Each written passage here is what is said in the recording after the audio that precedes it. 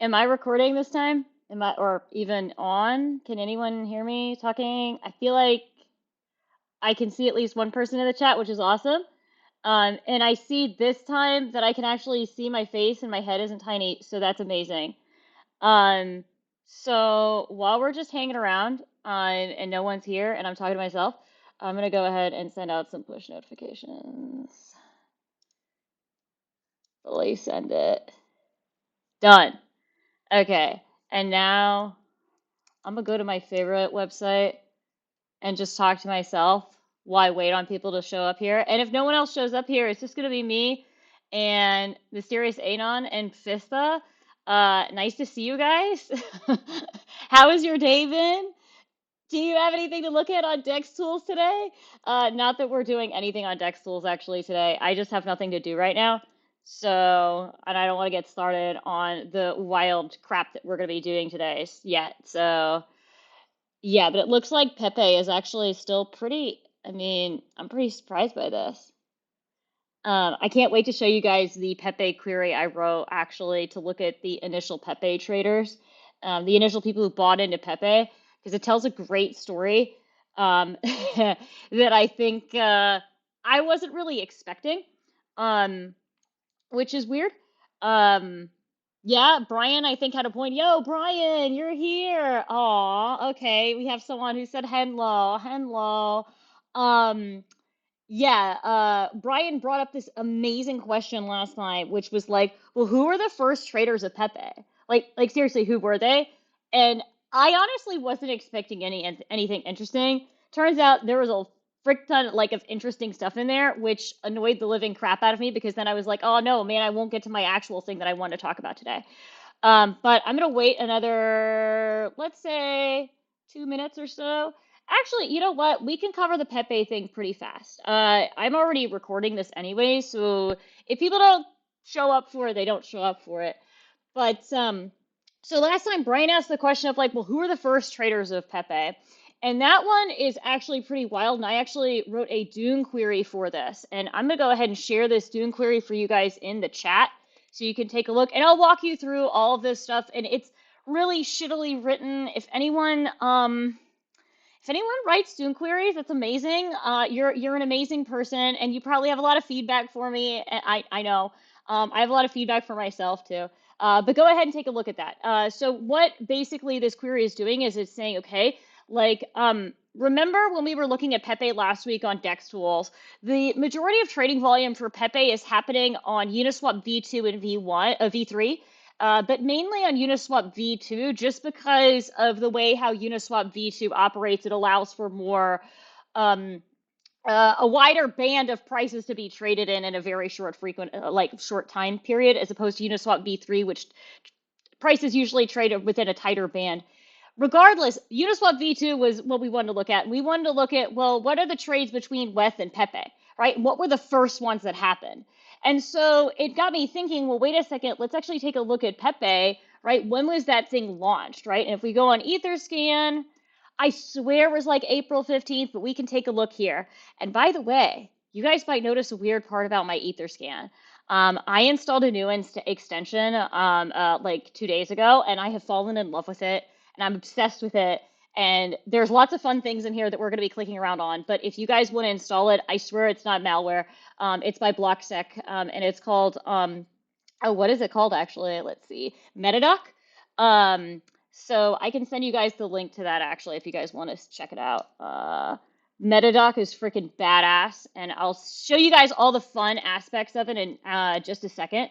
But we see here, this was the transaction that launched Pepe, and look here, we can click on all this cool, fun stuff, right? Um, what did I eat today, Brian? What? If you want to actually, you actually have to guess what I ate today. Um, but regardless, Pepe was launched on April 14th. We know that. And so Brian's question last week was, well, who are the first traders? Right. And so what I decided to do was yeah, I wish I had ramen today, man. It's like hot as hell here. Like I would not want to be caught dead eating ramen. But here what I did was is I looked at all of the different people who bought up Pepe. I think it was between April 14th and April 20th. and then said, okay, tell me how much, like the cumulative amount of Pepe they bought within those days, and tell me the minimum time at which they bought, the maximum time, right? And tell me how much wet they used to buy it. And then here we get something really interesting, right? We see the first address here. We see the first address here, which accumulated a ton of money initially early on. And I don't know if anyone knows what this address is or this one, but we're going to go take a look at this first guy. I don't appropriate Asian culture. Jeez, Brian. Ouch. Actually, no, I had bao buns. I did appropriate Asian culture today. I'm not sorry. I'm really not sorry. Um, Okay, so this here, this address, the first address that actually received Pepe, surprise, surprise, it was the Pepe deplorer, right? Great. So that one's not that interesting. And how they like why they acquired Pepe, that's not that surprising, is that they were performing their own trade. That's whatever. It's not that interesting. The second one, the second one's actually the Pepe deployer. What was the first one? Let me go back. Or am I copy pasting the same address over and over again? I am. Okay, the second address is pretty wild. It's got like 16,000 transactions with it. Has anyone ever seen this address before? And yeah, you can cheat and search for it real quick. But if you cheat, let me know what you find. But what I've basically found from this address is we're actually going to go back to Pepe real quick. Where did I have the Pepe contract? It was in here. I'm just going to copy this.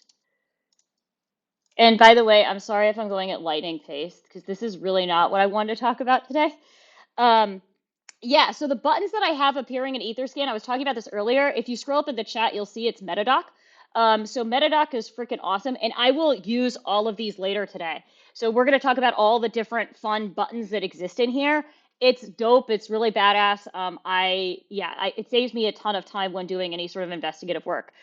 So if we take a look at Pepe, remember last time someone in the chat actually was talking about how Pepe had, well, we found last time that there was a blacklist, and someone in the chat had mentioned, wait a second, one address was blacklisted by Pepe. And sure enough, this second address, the second address that ever conducted transaction with Pepe on Uniswap is indeed the one that got blacklisted. Why? It's because it's basically a bot that's doing a whole bunch of trading, and they wanted to shut this person down. Okay, so what's the third address? And I swear to God, we're not going to go through all of these addresses today because that's boring and no one wants to watch that. The third address is weird though. The third address is where things got a little interesting for me, right? What do we see here, right? Interestingly enough, right, we see here that this person received from fixed float, right? And then they did some transactions, right? It looks like they swapped from on Uniswap, they got a ton of Pepe, right? And then it looks like they might have actually dumped, right? And then they sent that money on to this one address here, right? And let's actually take a look here we can look here at the new buttons that I keep on talking, like we keep on mentioning, right? If we go on to bank, you guys probably have heard me talk about to bank a couple of different times, right? But on to bank here, we can see all of the different transactions that have ever occurred. And it's going to constantly want to connect to my Coinbase wallet, but unfortunately, there's no money in there. I'm sorry, I'm not going to dox all my addresses today. Yeah, definitely. I don't know if that's the right Metadoc link. I think I sent it over. It's here. Let me copy it again for you guys. I have it over here in this sidebar. Just, I don't want you guys installing the wrong shit. Yeah, well, Balaji's wrong. Didn't Balaji lose his bet? Is the bet even on still? Didn't he pay the guy off? So anyways, here we can read a lot more clearly what happened with this guy, right? Yeah, Balaji said 1 million Bitcoin. Balaji said like 20,000 things. I mean, he thinks we're going to have some network state in the next 5 years. I don't know. Yeah. Black sex. I think in terms of block, Brian, I would like, yeah, block sec. Yeah, but the thing with, yeah, I feel like that has joke potential. I just don't know where it went. Like, it's missing. It has joke potential though. Anyways, we can see here that this guy, obviously, he got 112 worth in ETH directly from fixed float. He then buys Pepe with it. He then dumps Pepe, gets out $3,000 for the Pepe. And he literally does this within, it looks like, less than a day, right? And what's really interesting is this guy was prepped. He did this on the 7th. So he already topped up his address before Pepe had even launched. Okay, that's kind of cool. Let's take a look at this next address. You know, that could be a fluke. I don't know. Could be a total fluke. Oh, wow. Here's another weird fixed float one. Right? Oh, Jesus. The chat has gone wild. I'm not even going to respond to that shit.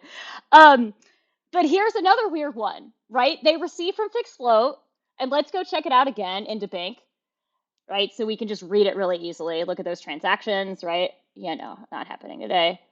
Um, and here we see yet again, topping up exactly $112 worth, right? Buying some Pepe, right? Also receiving it again, and then cashing out. He received about $3,000 again, and then sent onwards. Is there anything you guys see that's kind of unique or interesting about this guy?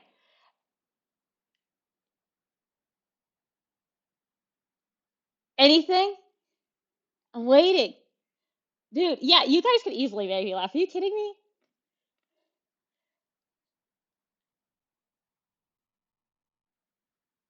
I don't trust you, DeWoofy. You're a liar. But what's interesting is that what you'll see here is that they're sending literally onto that same address, right? They're sending out their cash out proceeds to the same address. That's at 0x5e, the same one as 0x5e. That's really effing weird, right? Okay, that could just be a fluke. Let's actually check out this 0x5e address and see what happened with it, right? And Coinbase Wallet's going to do this every single time, and I'm so sorry, guys. But let's go ahead and take a look at it and its transactions.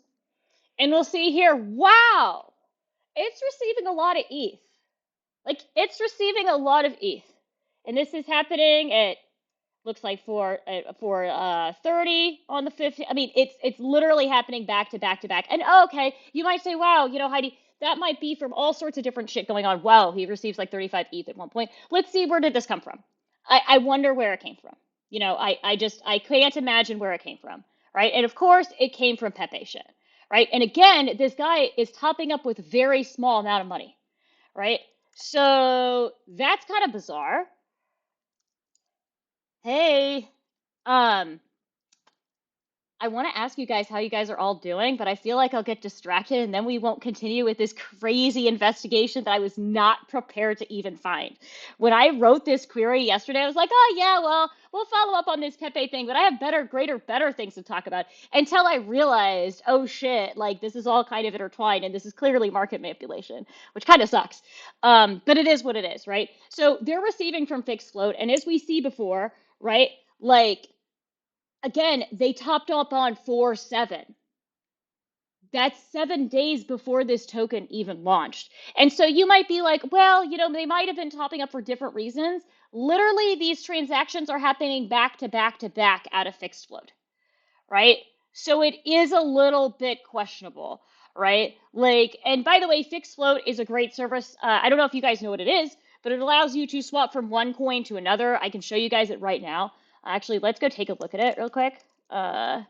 Yeah, let's actually look at where the money ended up going for this. But fixed float is really cool because it allows you to basically swap one currency to another rapidly. Like, yes, you pay in fees, obviously, but you don't need to provide any KYC whatsoever. And of course, you know, there are lots of people that might want to use this, right? And here we can see that you can choose from various different currencies. And one of those currencies, by the way, is Monero.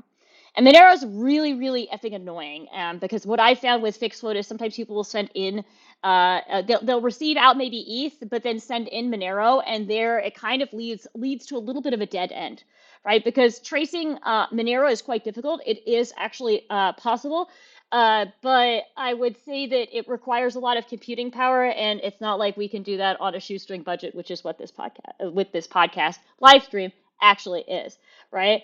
Um, Anyways, yeah, well, jail. I mean, Monero isn't necessarily jail. Monero's a privacy coin. Monero's awesome. Wait, please answer the price manipulation. What's the price manipulation? Like, we are too. What do you mean? Can you describe that?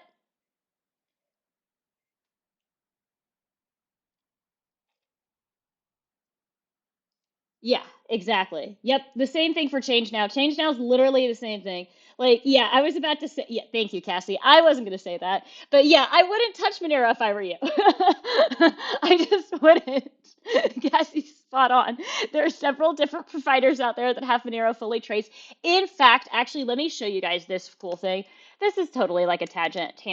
Bid info charts. Bid info charts is like a super old website, but it's awesome to see actually a nice comparison between all the different currencies and transaction volumes per day. And so we can actually add XMR to here too, right? What is really sad, market manipulation where we're going to talk about market manipulation where in just a second after I finish the Monero tangent. But what we can see here, and I'm actually going to add Zcash as well. Where's Zcash? There it is.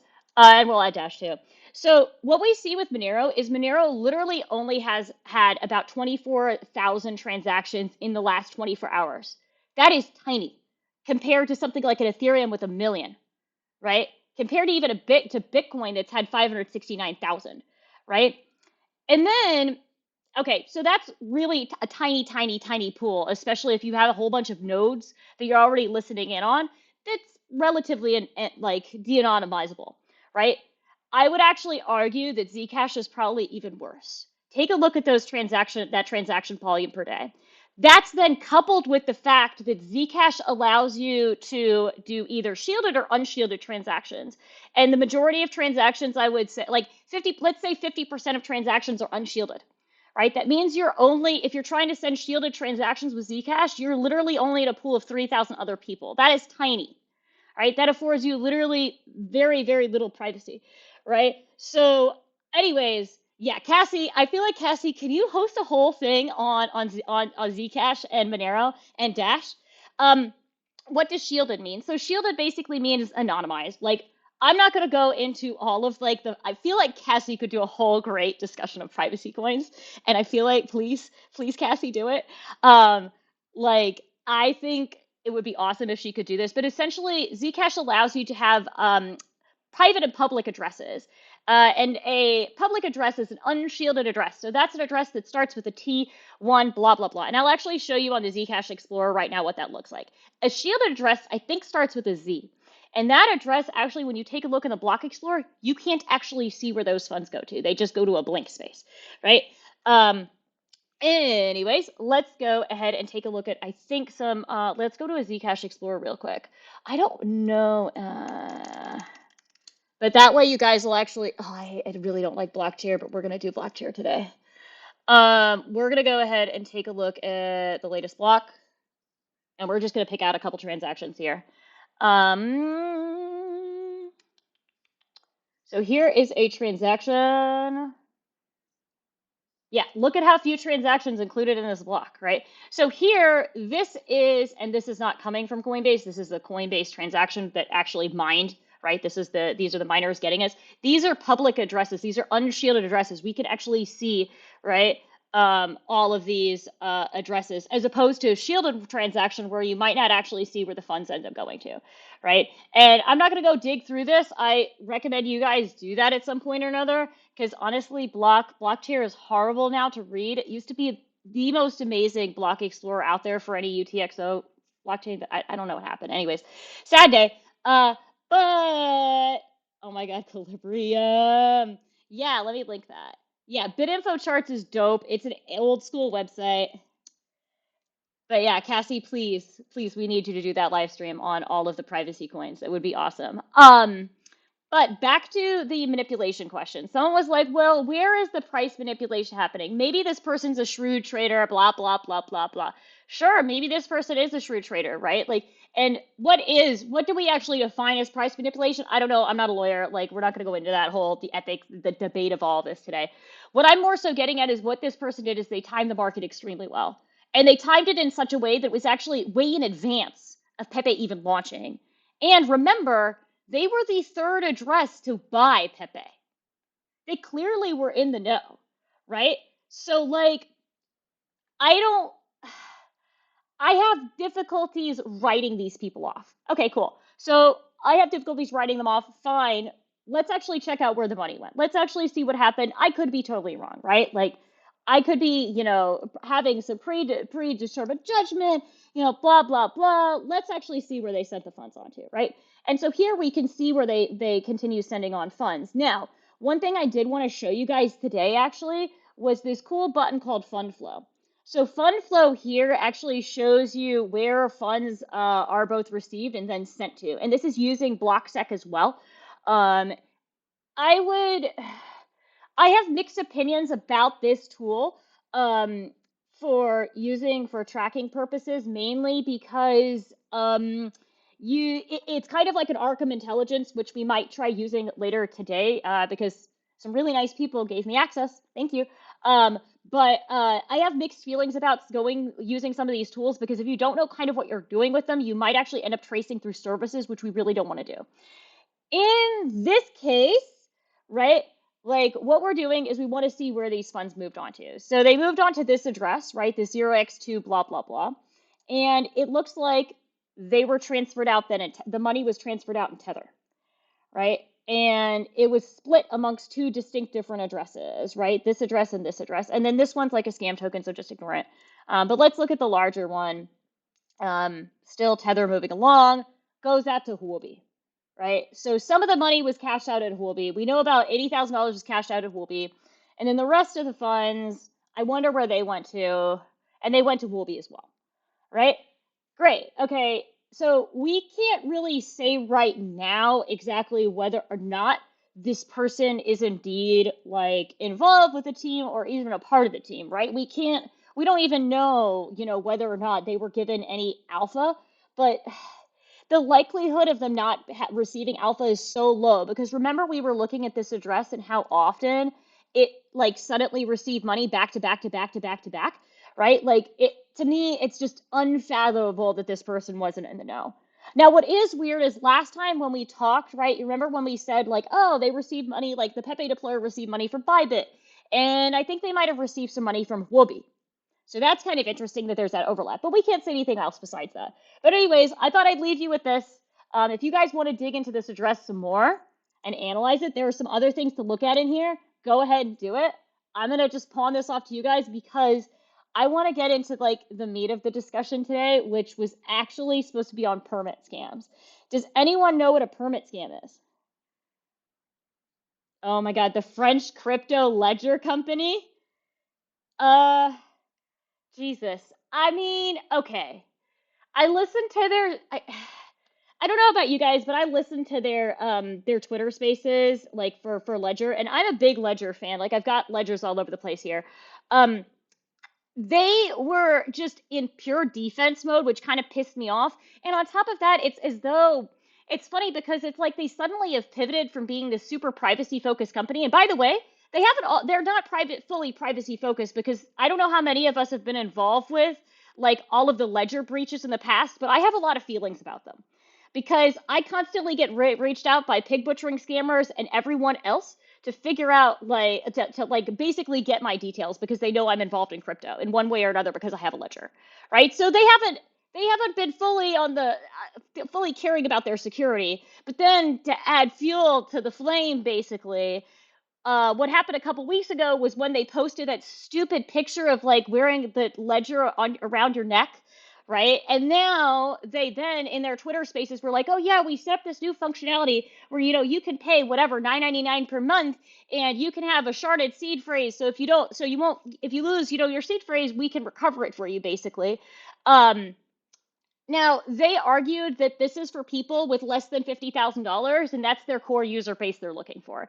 And it's like they're trying to get your grandma signed up with a ledger, and it just, I don't know, it seems really weird. I don't know. Like, the whole thing's bizarre, and it's like they're going for the wrong user base. Like, why not just sell to all the crypto crazy people? Like, we're willing to pay tons of fucking money to, like, hide a seed phrase in some steel capsule, right? In order to make sure that our seed phrase doesn't burn down when our house burns down, right? Like, or why not create like a lockbox? I don't fucking know, but like Ledger, you can do better. We know you can do better. Like safes cost a shit ton of money. Like, come on, like you can make tons of money off of this, but I don't think this is the way. But of course, subscriptions are the new big thing, and I apparently that's all VCs know at this point. I don't effing know. That's my feelings. I feel like you guys all have feelings too, but I'm sorry for that rant. Um,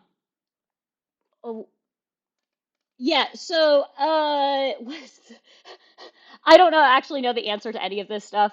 Well, I mean, who are they trusting with their seed phrase? So if you listen to the spaces, if I recall correctly, like the idea was is that you basically you shard the seed phrase and then you split it up amongst, I think, Ledger and then some other rando person that gets a shard of it, but it's fully encrypted, so it's not like they get access to it. But you basically have to have two people with two separate shards in order to then recover your seed phrase.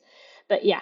Anyways, let's get into the permit stuff. We're not really gonna get into the real permit stuff today because we're not gonna have time for it because that was too long of a rant and we went way too deep into this weird PEPE situation. But now that you guys saw that, let's get into the real stuff. And yeah, feel free to DM me if you guys want any of this stuff. But I really want to talk to you about this super problematic situation going on now in Ethereum. Ethereum, it's the worst, but it's happening on L2s as well. And so basically, what's happening is I don't know if you guys know what a permit function is, but that function basically you are signing the rights to either something like an NFT or an ERC20 token to a contract. And sometimes you might be doing that when you're interacting with a bridge, right? That makes sense. The bridge will claw out that ERC20 token. That way you don't have to pay gas fees, which is really nice, right? You never have to pay gas fees. Or you might be doing that with OpenSea. You might be doing that with Blur, right? So, anyways, um, the thing is that when you do that, when you do that signature and you're just approving that thing like on your ledger, like I do that all the time where it's like, oh yeah, I'm going to approve my interaction with the thing. I don't have to pay money. I feel safe. You are not safe. Because basically, when you are permitting that contract to take your money, you are literally signing a message being like, yo, it's cool you take this amount of money and you can have access to this money until forever, right? And so what scammers have actually found is they decide, okay, wait, this is actually fantastic because now a lot of ERC20 tokens, particularly on layer twos, are gasless, meaning that the smart contract will pay to move your money along. And the way that happens, right, is through this permit function, right? Because basically you as the individual, you're signing that message for the contract to then pay the gas fee to then move your ERC20, right? And so what these scammers have found is, okay, we're going to launch phishing pages. And on these phishing pages, we're going to pretend we're bridges. And in pretending that we're bridges, people are going to naturally feel inclined to like sign this message before they interact with us. Cool. And then we'll get access to all their ERC20s. We'll pay the fee to interact with the contract to steal all the money. And then what do you know? We have all of their ERC20 tokens. And so this has been like the most annoying thing on the planet for me because I've been getting pings about it for like the last 2 months or so. And what you can see here is that on Ethereum alone, there have been losses. They're now almost 38 million. Like earlier today, they were only like, when I ran this, it was 37 million, but it's almost 38 million at this point, right? And you can see it's a whole bunch of different tokens that are being stolen, right? And these are all for ERC20s. Now, this scam has been around for a really long time, but it's become particularly annoying, particularly worse because these ERC20 tokens now advertise themselves as gasless and allow that permit function to be called, right? And so it's especially bad for layer twos. And why do I keep saying it's especially bad for layer twos? Like, how do you actually explain that? So when you're receiving a token from a bridge, like let's say I'm bridging over to Arbitrum, I might not have any native money in my my Arbitrum address, right? When I'm bridging over those funds, right? And I'm bridging over maybe USDC, right? So I can't be the one to actually initiate that transaction, right? And so the bridge will actually just do that for me, which is really nice, right? And so that's really helpful because it keeps fees low, at least for users, so they don't have to pay as much. So yeah, anyways, here you go. Yeah, I know, right, Brian? 36. Anyways, thank you, Peruvian Booby. Yeah, thank you for sharing that. I was just about to do that. Anyways, we see this as a huge problem. What's crazy is, though, is all the different victims. And I actually ran this earlier today. And we can actually see if I sort this by block time, there's shit that even went down today, right? Like this guy lost like it looks like $2,000 in USDC. Let's actually check out that transaction, right? And here we can beautifully see it on Etherscan. And I will actually show you what's going on and how this person actually got scammed right now. So first off, when you see a token transfer, right?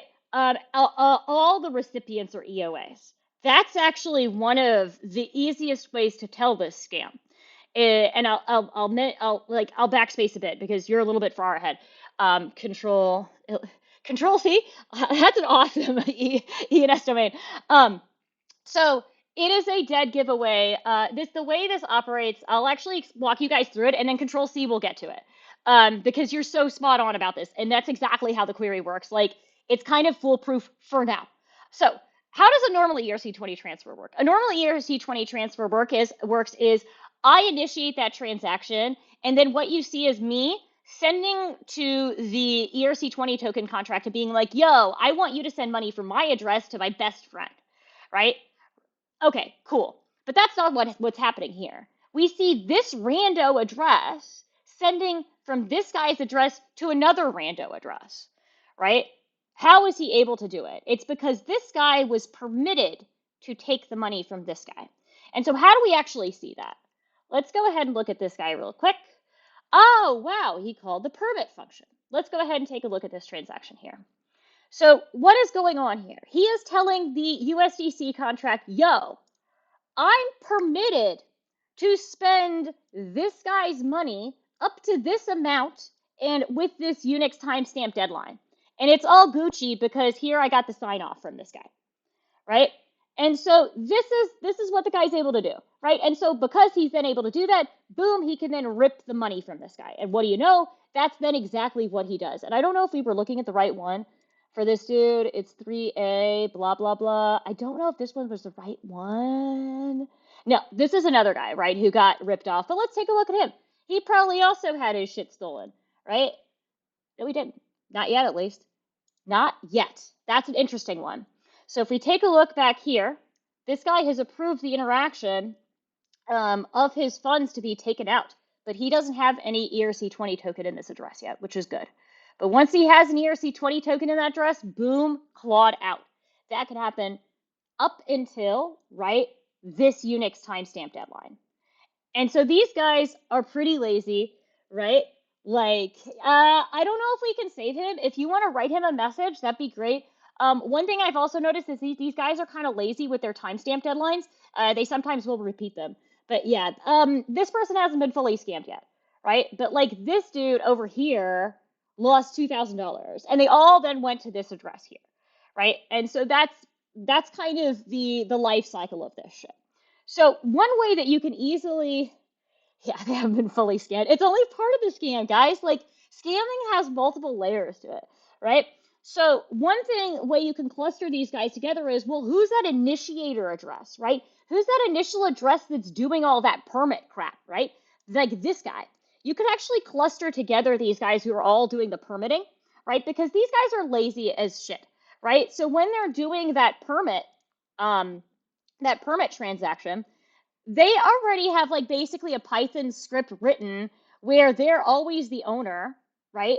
And like, or sorry, they're always the spender address, right? They copy pasta in this signature basically, and they copy pasta in the value and all of these other details basically for this guy to then sign off on, right? And once they've gotten the sign off, boom, they can then present that immediately on chain. And so they're extremely lazy about reusing that initiator address. And so if we go back here, we can actually cluster and actually see how much these guys have raised, right? And so as you can see, like this dude, right? Like this dude alone has raised $7 million since like the 1st of January. And so my initial thought is when I see 1st of January, I'm like, well, he like probably was active pre 1st of January, right? Because this dashboard only goes to January 1, right? And as you can see, the next guy actually he's been more successful.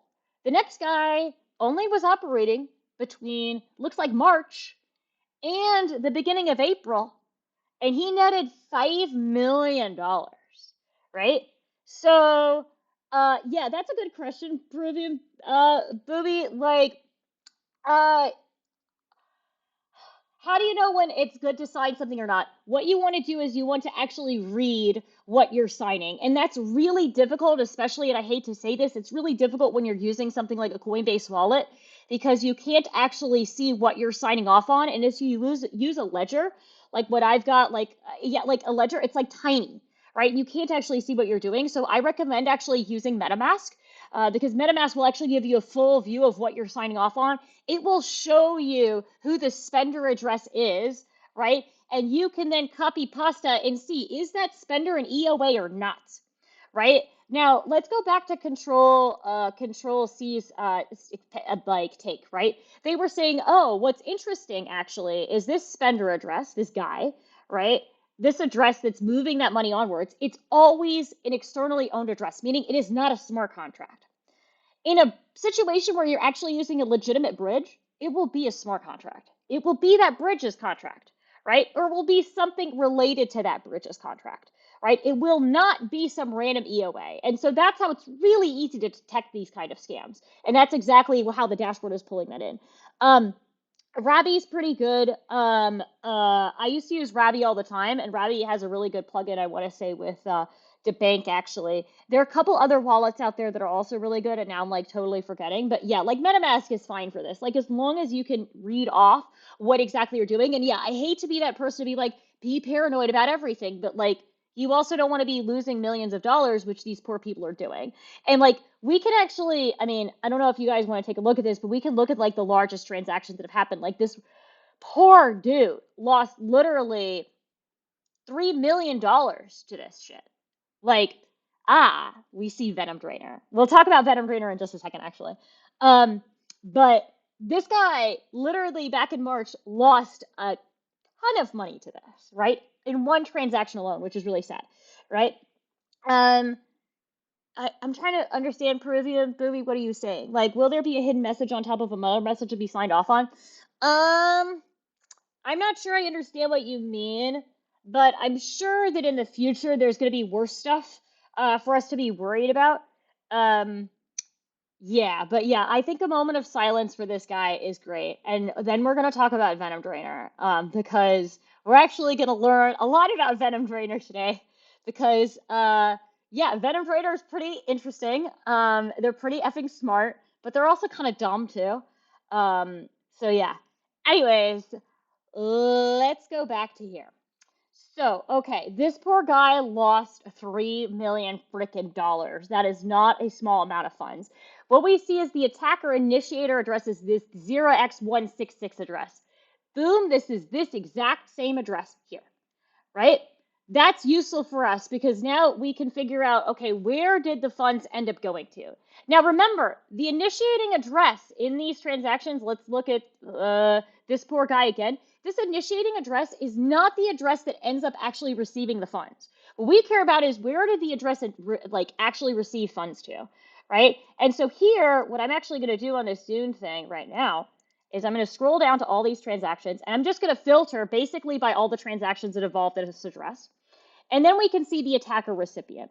And there are lots of different attacker recipients, but we only want to look at the top one today. And there's a reason that there are a lot of attacker recipients, and we'll talk about that a little bit later. But we're going to look at this address first, and I'm actually going to start exiting out of these tabs because I keep on misclicking things. Also, yeah, Dune has a weird pricing model now. Okay, huh. So what do we see here? We see that this is tagged as Venom Drainer, right? We see that they're doing a lot of different transactions 44 days ago. We also see that, I don't even know, Yuki the LARPer? Puron? I don't even know what that means, right? Anyways, like, oh, hey, Boro Dutch, feel like I haven't seen you in forever. Um, anyways, So, okay, this guy is receiving a crap ton of money, but he doesn't have any money in his address anymore. And what is Venom Drainer? So let's actually Google what Venom Drainer is right now. And this is where I'm going to say that be very cautious of what you Google. Yeah. We can see that someone created a June dashboard for it. We can also see that Scam Sniffer, they're the ones who've actually written really good articles on this. But basically, Venom Drainer is a service provider out there that actually allows you to perform these permit scams as a service. So let's say you're like, I really want to be a scammer, but like, I don't know how to scam on chain, but I know like scamming on chain's legit. You can do that by purchasing the Venom Drainer service, right? And so, yes, it's basically scamming as a service. It's SaaS, right? And actually, if we go onto their Telegram, where did I find it? I think it's Venom Drains. We could actually check. Yeah, here it is. I would suggest don't open this in Telegram and don't, well, if you open it in Telegram, just be careful of what you're doing. So here I've opened it in Telegram, and I'm just going to show you guys it really quickly. But they essentially will say immediately what the services are they're providing, right? They have the permit scam here. They actually talk about actually performing Seaport like related scams, scams on Blur, scams on Uniswap, right? Um, and they have an interesting new MetaMask bypass for the signature thing, right? Yeah, hey, a lobster. Yeah, I love that everyone's now reading through all of my chats. But what's interesting here, yeah, lobster's ancient. Um, Anyways, they talk about this shit openly, right? And it is wild because basically all you have to do is you basically reach out to them and you're like, yo, like, I want to buy your service. And sure enough, you can do that. Now, there are other variants to Venom Drainer out there as well that are actually available on GitHub too. If you go down this alley, like, it is effing wild what can be purchased, right? But Venom Drainer clearly advertises itself as a service, right? And they have all sorts of draining services. So when we actually look at this address here, remember, we're looking at this address, but this address is merely just a customer of Venom Drainer, right? They're a customer that just reaped a ton of money because they initiated a great phishing website that clearly netted in a lot of people, right? And so this guy ended up actually being one of the guys who's made some of the most amount of money, I want to say. So let's actually take a look at where some of these funds are going to, right? And again, one thing I might do is I might actually take a look at the bank, right, and just see where the funds flow to over time. Like we might want to look at transactions here.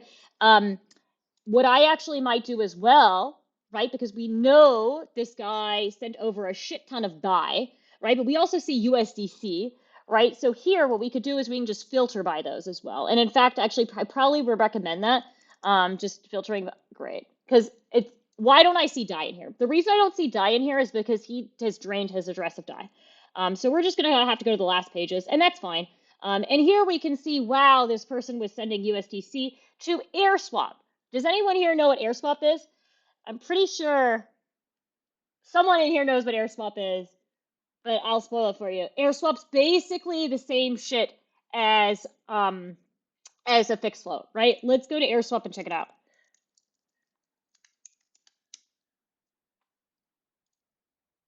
Whoa, what? And here you go.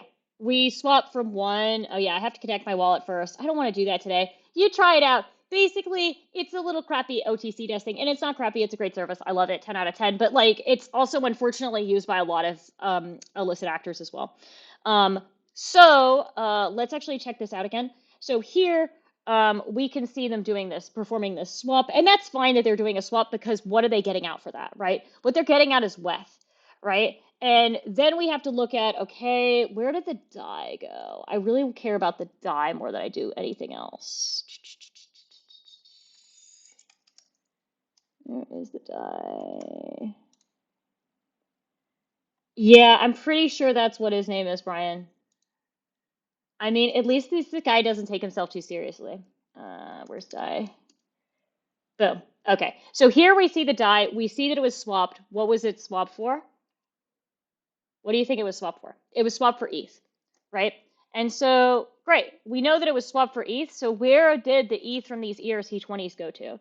And so here's the point where I would be really lazy and actually just like trace, like I would be pretty lazy here and actually use a tool like funds flow and actually try to look at where the funds went to, right? And I'd be like, okay, well, show me the maximum amount of ETH that were sent along to a particular address. And now here, unfortunately, A, this is really difficult to even read what the hell is going on here. But B, what you also like here, we'd have to really zoom in quickly to see this, right? But ultimately, this guy on 324, and yeah, I think I saw this the other day. Like this guy sent to one specific venom drainer address, and this address, some people believe that this is the primary venom drainer address. I don't believe that's the case. I believe that this address that we're looking at right now is actually a venom drainer customer, and this customer is then sending on to themselves basically. And where do you think they're sending funds onto? Right? They're sending on funds to all sorts of different places. And so they're splitting them up um, by a bunch of different addresses. And so when we're looking at Venom Drainer, actually, let's backspace real quick. I want to make it clear here that the address that I'm talking about right now is this one too, the 0x81D address. This 81D address, a lot of people actually suspect that this is Venom Drainer's original operations. I'm not 100% sure of that because if you actually take a look at this, they've sent on to several different recipient addresses. So I think they have a ton of different operations. So I'm not exactly 100% sure if this is their main address or not. I don't believe it is, right? We can say it's likely related to Venom Drainer. We can't necessarily say it's not related to one particular customer or another, right? So if you see it tagged, for example, in uh yeah for a Dutch. See, you guys made me laugh. Um if you see that in there, the tags in Etherscan, don't necessarily 100% trust them. But anyways, what do we see here? Right? We see that this person is clearly sending on to a couple different addresses, right? They're sending on to Huobi, right? A Huobi deposit address. And we can also fact check this. I like how these addresses are tagged, right, using the BlockSec tool, but let's actually fact check that, right? It seems actually like this is not necessarily a Huobi deposit address. It actually belongs to Change Hero, right? And let's make sure of that, right? What is this actually tagged as? It's tagged as Change Hero. It seems like it's Change Hero here, right? Why is it tagged as Change Hero? We don't know, right? And let's follow these onwards. I still don't see a Huobi connection, right? So again, don't necessarily trust all of these tags that you're seeing in here, right? So we might say, oh, they're sending on to Huobi. We know exactly that. No, we don't. We don't, right? And that's a perfect example, right? But this fixed float deposit, oh man, I love this. Why do I love this? Um, uh, Man, Boruto, you have 150,000 worth of PEPE? Dude, what were you involved in the initial like PEPE buying, like on April 14th? Where were you April 14th? I feel like you were that person who made a fuck ton of money off of Pepe. Anyways, um, anyways, if you why do I love this fixed float thing so much? Because fixed float actually allows you a maximum deposit. I want to say of 45 ETH worth. So this actually does look like a fixed float related transaction. We can actually then check out this address. It does indeed go to fixed float, right? So we know this guy's cashing out a fixed float. Great. Like, where else is he cashing out to? And he's continuing to partition out his funds. And next time around, we'll actually do a lot of graphing and show this in a nice graph of where the funds ended up going to. But oh wow, some of it went to Tornado Cash, right? Um, yeah. Oh yeah, I can totally stock Boro Dutch. Oh, April 14th is your birthday, of course. Of course. Yeah, so that's how you got into Pepe. Like, how did you know about it on April 7th then?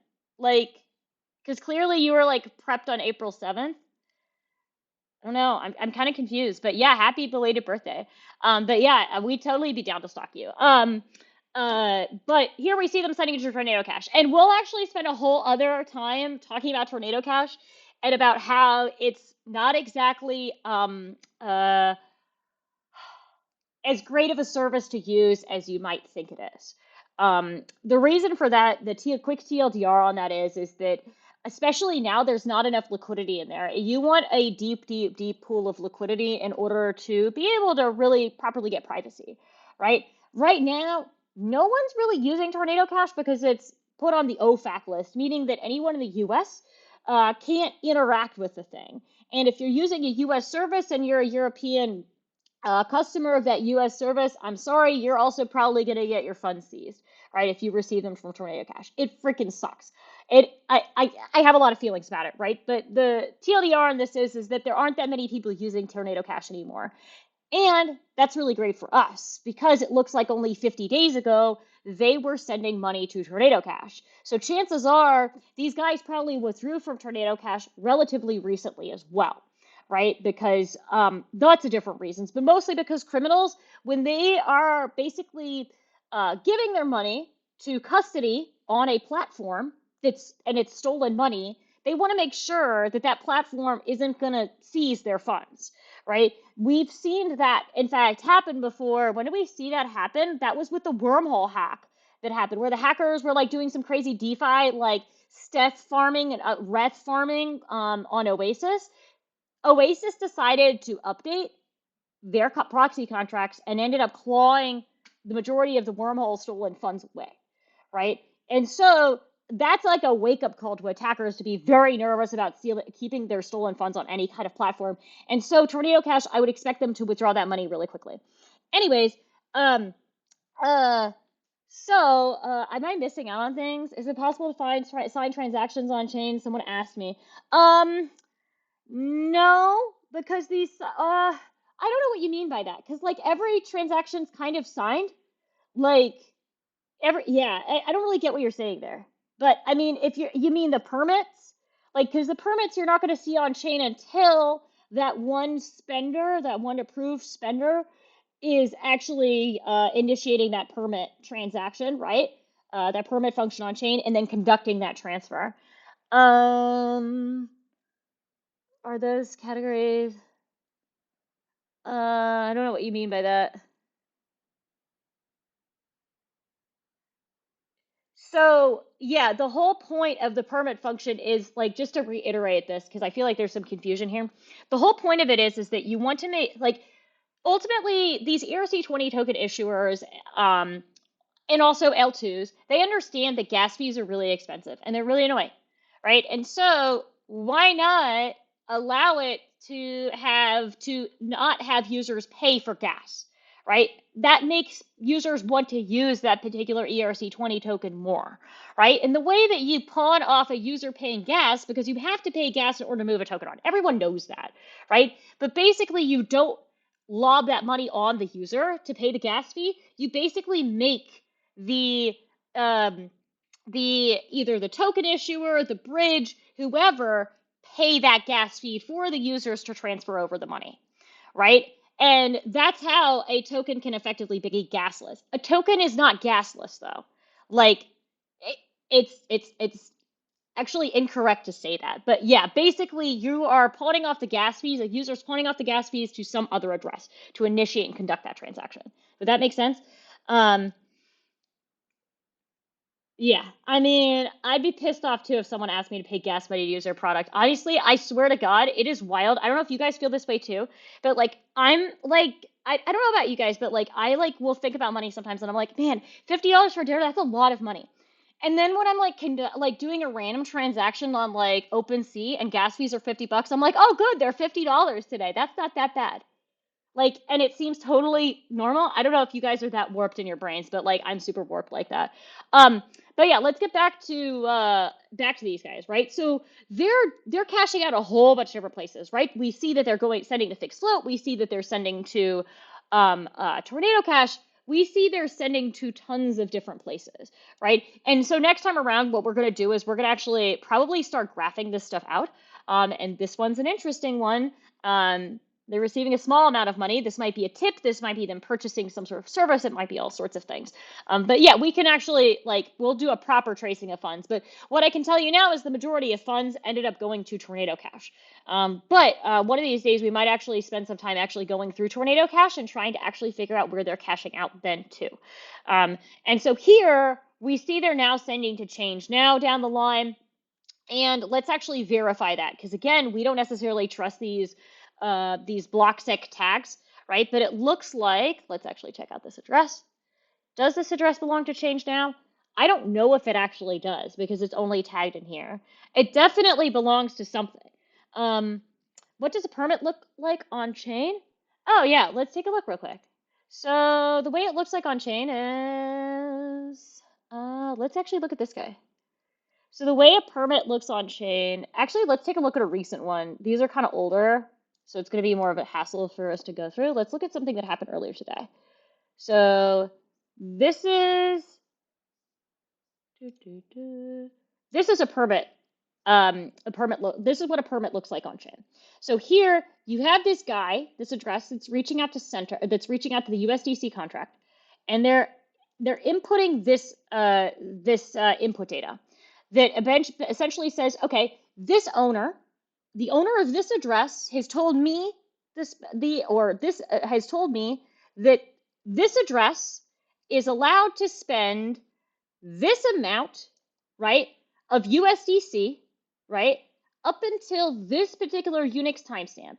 And the reason I'm saying that this is allowed to happen is because the owner has signed off here and hashed whatever their signature is, right? And that's where it is on chain. But initially, this information is just hashed. That's the message that you're signing basically when you're doing that initial approval. You're signing that message that isn't going on chain, right? This is the data that's getting sent over to the attacker. And so the attacker can just copy paste this data and then throw it on chain and then permit it. Does that make sense? Yeah, yeah. I mean, I would read it a lot too because these are pretty bad. And honestly, this value is hilarious for USDC. I don't think this value of USDC even exists, which is pretty funny. But yeah, so the message you see will look something like this. It'll have this VRS data in it, but you should also see the spender as well. The spender address is the one you want to look at. You're the owner address. You're the owner signing off on this, but you want to look at who the spender is, right? Um, the message you sign is usually on the phishing site. It's on the fake bridge site. So I log on the fake bridge, right? And then I want to interact with that bridge. When I interact with that bridge, I click like I want to deposit money here. And then the bridge is like, oh, you got to sign this message first. And that's then where I sign off that message and sign away whatever the ERC20 token was that I want to bridge over. Yep. Um, the message, yeah, it's usually nonsensical shit. So you have to kind of dehash it. It is dehashable. And so that's the other problem. I would say the main thing to look into though, if you're concerned about dehashing the message, or if you can't dehash it, which sometimes also happens, or if maybe you're using a wallet like Coinbase Wallet, make sure you just check the effing URL of the website you're interacting with. Make sure you're actually accessing the correct domain, right? And some people might be all like, oh, well, I can't find the domain for 1inch. Like, I can't find 1inch. Like, I went on 1inch's Twitter and they don't advertise the correct domain. There are some entities out there that are annoying like that, right? And 1inch is also awesome, but like they're pretty annoying in terms of not having their domain data readily available. But most of the time, you can easily fact check that, and I would highly recommend you do that. Um, anyways, um, yeah, I'm trying to think what else you can do to really prevent this besides just being savvy about what websites you're interacting with. Um, I think that what a lot of times happens is that people get hasty with things and people will just randomly click on links that they shouldn't click on. Just spend the time, do your due diligence, make sure you're clicking on the correct link. And that link might come from, it might come from something like Twitter. I don't actually think Twitter is a bad method to use to actually try to find the actual legitimate domain. Now, there are pitfalls in there, obviously, right? I don't think it's necessarily a bad one, but I don't think something like a DeBank's bad or a DeFi Llama is bad either. Using those kind of more reputable websites, you probably are less likely to fall for phishing. The problem is, though, is that you're still not always going to be 100%, right? Because, if you think about it, there are a lot of Discords that are getting hacked right now, and I actually wanted to show you guys another example, but we'll talk about it next week with these permit scams. And basically, these Discords are getting hacked. And the way that these Discords are getting taken over is that a mod will get compromised in one way or another. The mod's account will then be taken over by these attackers. The mod will then publish a fake minting website, and we all know the song and dance, right? And so the thing with these Discord takeovers is if you're a user on that Discord, you're going to be like, well, wait, that's, my favorite mod who's posting this. This has to be the next coming mint, right? And it's not. That's what happened with Azuki, right? A few months ago, right? That's happened with what happened with Bored Ape Yacht Club, when on their Instagram, what was it, a year ago now? Right? This happens all the effing time. And these guys have gotten extremely good at this. And unfortunately, these guys kind of are all intertwined in one way or another in the way that they conduct their scams, and in particularly actually the way that they end up actually moving their money along. So we'll see that I probably in a week or so. But yeah, I feel like I need to answer a lot of questions. I feel like you guys had a lot of questions and I didn't interact with the chat nearly as much. Azuki? Well, how do I pronounce that properly, Brian? Uzuki? Yeah, Control C, that's one other thing too, is I would just check the address. Check the address that you're trying to interact with when you're signing when you're signing that, right? The when you're doing any sort of signature stuff, check the address you're interacting with. Just check it. I have actually, I'll tell you guys a story actually right now. I back in April, was it April of last year? I think it was. Whenever the Murakami flower mint happened, and Brian's now gonna make fun of me. Um, but yeah, I'm gonna actually mention that in just a second with this story. So when the Murakami Mint came out, this was for Murakami flowers. They were hyped, whatever have you. Um, I got a message to Instagram actually because that's where Takashi Murakami, the artist, usually posts to. And so I got this alert notification. I just woken up from a nap and saying that, oh, the mint was live. And I was like, fuck, like I gotta get these flowers. Like I really want a Murakami flower, right? So what I then do is I wake up, I go access the website, I type the website in, or I don't even type it in, I copy paste it, right, from the Instagram link. I then go to interact with it. I make sure to top up my ETH address, and I want to mint too. What ends up actually happening is that I end up, and I was using MetaMask at the time, which is even more idiotic because I could have easily looked if I was interacting with a contract or an EOA, right? It's very easy to just copy paste an address. Like if I copy paste this address right in here and I just see, okay, is this an address, a contract or not? I can just see here immediately that it's not, right? Because otherwise here, I would have this contract source code right here, right? I'd be able to see that, but I don't see that. Like, let's take a look at USDC, right? Here, I'll be able to see that it's a contract. I'll also be able to see up here, well, that's if you have the extension, but I'll be able to see the contract creator address. I'll be able to see all this other stuff, right? But of course, so I'm interacting with this thing and I think, oh, okay, I'm minting it. I actually see that there's input data as well that I'm sending off in that transaction. And so I go ahead and send it, and I'm like, yes, I got involved in the mint. There were only 3,000, like, or there were only like 2,000 left or whatever have you. I made it, whatever. And I never get a flower. Like, so 5 minutes later, I'm starting to freak out. And I then look on chain. And I find actually the transaction that I sent was to an EOA and the input data literally was like it was data that said mint one flower basically, like mint one of this contract, right? But since it was an EOA, all it was a shitty message, right? And so I ended up absolutely minting nothing and I gave the scammer a shit ton of money, right? And so yeah, that's why you definitely one easy way to check whether or not you're actually interacting with the contract or you're potentially getting scammed is to check, are you interacting with an EOA or not? And an EOA stands for externally owned address, if you guys don't know that yet. But any other questions? Because I feel like we talked about a lot today, and I probably overwhelmed the crap out of you guys. But I want to leave one thing to the end. Um, is I wanted to set up, not this, I actually set up a Telegram channel for us, if you guys want to join, so we can talk about stuff and so that we can actually talk about figuring out like what we want to talk about during these like chats because like I can come up with content all day, every day, but I feel like you guys have ideas and you guys are also seeing stuff and I would love to talk you guys through stuff. And like I think it'd be really fun if we could make these more collaborative. Like, yeah, they're collaborative right now, right? Like where we're talking through the chat, but I feel like it'd be super fun if someone maybe brought up an address and we walked through it then together to try to figure out what the fuck was going on. Because, like, I know I go through things super quickly, right? But it would be good to have someone else around so that, A, it'll probably slow me down, but then we could also talk through things that, you know, you guys might have questions about that I might not even realize. But yeah, so yeah, you don't necessarily have to turn your camera on. You can be anon. I don't care. I don't care. That's cool. I also won't dox your address. If you don't want to be doxxed, I won't dox you. Like that's also fine.